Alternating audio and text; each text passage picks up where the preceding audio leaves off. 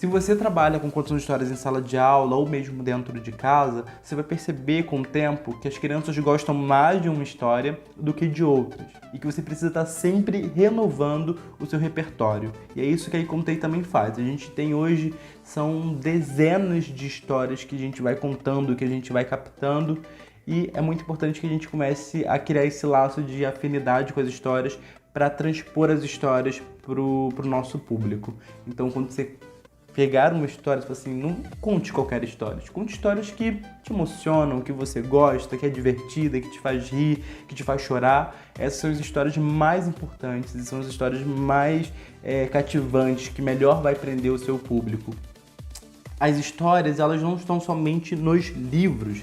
Apesar da construção de histórias estar muito ligada, né, à ideia de livro, né, as histórias ela não está somente nos livros. Então, a iContei também tem isso muito forte. A gente adora os livros, mas a história também está no nosso dia a dia, tá no que a gente viveu, tá na nossa infância, tá no que a minha avó contava, tá no que a minha mãe contava, tá no que meu pai falava. As histórias estão no que os nossos amigos vão contando, tá no ônibus, tá no carro, tá na formiga passando.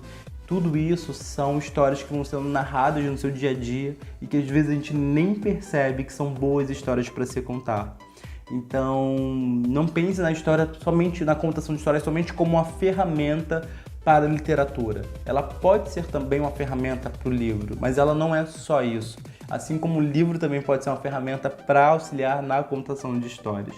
A contação de histórias ela é uma arte incrível, que tem várias possibilidades, com a música, com as imagens, né, com as artes visuais, tem possibilidade com o teatro, pode linkar, enfim, a literatura, pode linkar diversos outros, a natureza. A gente não precisa ficar apegado a uma única forma de fazer, tá bem? Então, esse é um pouquinho do que a iContei faz, é um pouquinho de como a gente trabalha e, como eu já disse, nada do que eu disser aqui é uma verdade absoluta, talvez você trabalhe de alguma outra forma e funcione também. Mas é muito importante vocês entenderem que a iContei hoje trabalha muito com a cultura popular brasileira. Então a gente gosta muito das histórias que a gente ouviu, que alguém contou pra gente, que não está em nenhum livro, e a gente gosta de recontar essas histórias. Esse é um pouquinho do nosso trabalho.